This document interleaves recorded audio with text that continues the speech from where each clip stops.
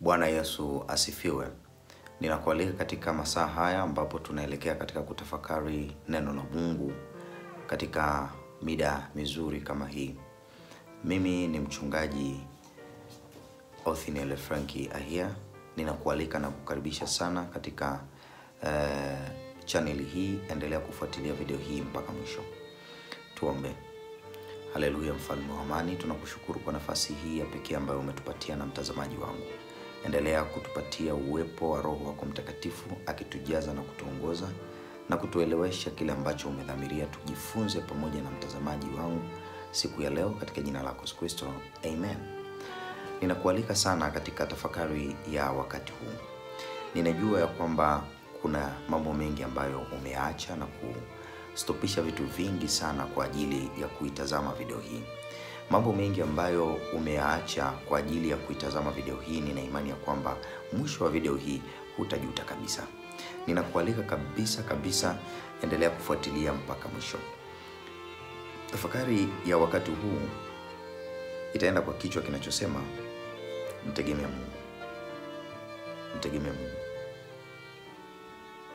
Yapo mambo mengi ambayo yanapelekea kuwa na sababu kubwa ya mimi na wewe kumtegemea Mungu. Ulimwengu huu umefika mbali sana kiasi kwamba kama tusiporudi kwa Bwana na kumtegemea Mungu, tutajikuta tunaingia katika shimo kubwa lenye dhiki, lenye changamoto nyingi, vilio, hofu kubwa ambayo itatawala katika maisha yetu. Amani itapotea kwa sababu tu tumeacha kumtegemea Mungu. Wito wangu na somo la leo ambalo lina mguso wa kipekee, kumtegemea Mungu. Zipo dhiki nyingi ambazo tunakumbana nazo. Changamoto ni nyingi ambazo tunakumbana nazo. Lakini je, unamtegemea Mungu?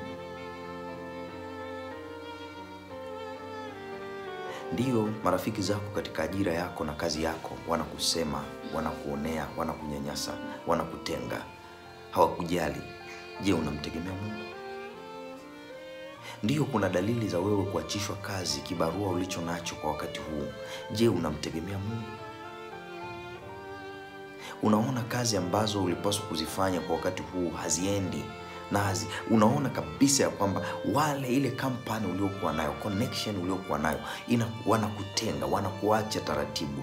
Hawaleti tena msaada wowote tena katika either kampuni yako ama sehemu yoyote katika maisha yako. Je, unamtegemea Mungu? Wewe ni baba, unaona kabisa mke wako anakusaliti na analeta dhihaka katika ndoa, anakudhalilisha katika ndoa yako. Unaguswa kumtegemea Mungu? Je, wewe ni mama, unaona kabisa mume wako akikusaliti na wakati fulani akikunyanyasa, unapitia wakati mgumu wa kunyanyaswa. Zile haki stahiki ambazo pengine ungestahili kuzipata wewe kama mwanamke huzipati kwa wakati. Na unatazama familia jirani wanavyopata haki zao na wanavyothaminiwa na waume zao. Katika nyakati kama hizo, wewe mama, unaguswa kumtegemea Mungu? Je, ni wewe kijana ambaye umeingia katika mkumbo na ukaenda kwenye uhanga wa madawa ya kulevya? Pombe imekuwa ni kama kinywaji ambacho chai kwako, na sigara ndio imekuwa ni kana kwamba ndio sehemu yako ya starehe. Bangi na mambo mengine, madawa ya kulevya na aina zake. Hivi kuna pointi unafika ya kwamba kutoka huko unahitaji msaada wa Mungu? Ni wewe kijana ambaye ndani ya familia yako, ndani ya wazazi wako wana vilio, wana maumivu kwa sababu ya tabia na mienendo yako. Umekuwa mtoto wa ajabu. Je, wewe kijana unadhani katika kutoka kwenye hiyo dhiki, hiyo changamoto ya kuwasababisha wazazi wako kuwa na maumivu makali, unaguswa kumtegemea Mungu? Je, unaona kana kwamba kuna msaada pengine unauhitaji wa ziada wa Mungu ndani yako akubadilishe? Ni wewe mama, ni wewe nani ambaye unanisikiliza siku ya leo, wewe mtazamaji wangu. Je, kuna pointi ambayo inafanya inakugusa ndani ya moyo wako? Ni kana kwamba unahisi kuna uhitaji uko nao, msaada fulani ambao uko nao wa kumtegemea Mungu katika maisha haya. Mara nyingi tumetegemea akili zetu wenyewe. Mara nyingi tumetegemea wanadamu ambao leo wapo, kesho hawapo. Mara nyingi tumetegemea watu fulani wenye vyeo watusemee huko juu na sisi tuweze kufahamika kwa namna moja au nyingine. Ni wewe ninayezungumza na wewe ambaye tumaini lako umeliweka kwa mtu fulani.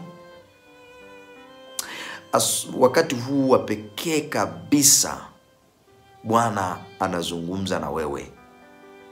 Anahitaji uelekeze tumaini lako kwake. Hembu amua kumtegemea Mungu. Hembu amua kumkabidhi Mungu hitaji lako. Dakika hizi chache tafakari maneno haya, maana maneno haya ndio ambayo yameniongoza tuweze kuwa na tafakari hii ya kipekee. Najua pengine usinielewe kwa haraka, lakini yatafakari maneno haya. Tafakari maneno haya katika kitabu kile cha Mithali. Unapokuwa ukitafakari kitabu cha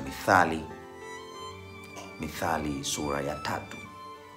Mithali sura ya 3.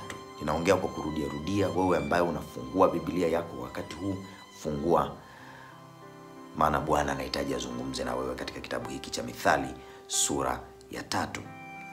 Mithali sura ya 3. Naamini umefika. Naamini mpendwa mtazamaji unatufuatilia na unasikiliza kwa makini kitabu hiki cha Mithali kinachozungumzia habari ya kumtegemea Mungu. Habari ya kumtegemea Mungu. Hebu sikiliza maneno haya. Mithali sura ya 3 mstari wake ni wa 5 hadi 6.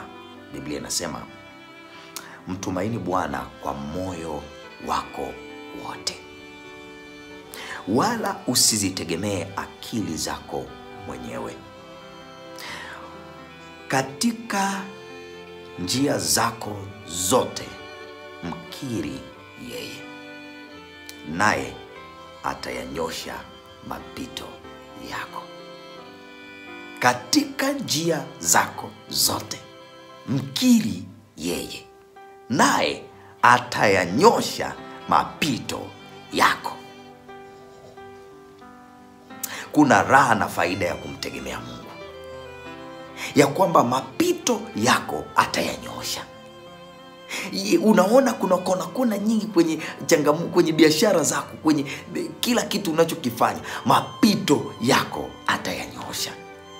Watu wanakusemanga huko nyuma ya kwamba alikuwa mlevi, alikuwa mtu wa hivi, alikuwa mtu wa ajabu. Nataka nikuambie wakati huu wa pekee katika masaa haya, mapito yako anakwenda kuyanyosha. Mkiri yeye maadamu yu karibu. Mkiri yeye, mwamini yeye, mtumaini yeye, mtegemee yeye. Weka kila akili yako kwake, tumaini lako kwake. Kila haja na hitaji ya moyo wako atalibadilisha. Ayubu alimtumaini Bwana. Hata katika dhiki yake bado alimtumaini Bwana. Aliondolewa, mali zake zilipoondolewa zote, bado alimtumaini Bwana. Watoto wake walipokufa, bado alimtumaini Bwana. Vile vibaraka wasaidizi wake wanapokufa, bado alimtumaini Bwana. Je, una sababu gani ya kutokumtumaini Bwana? Kuna sababu gani ya wewe kutokumtumaini Bwana? Wito wangu ni huu: mtumaini Bwana siku zote maadamu anapatikana na yu karibu nawe. Mungu akubariki na Mungu awe pamoja na wewe. Asante kwa kunisikiliza.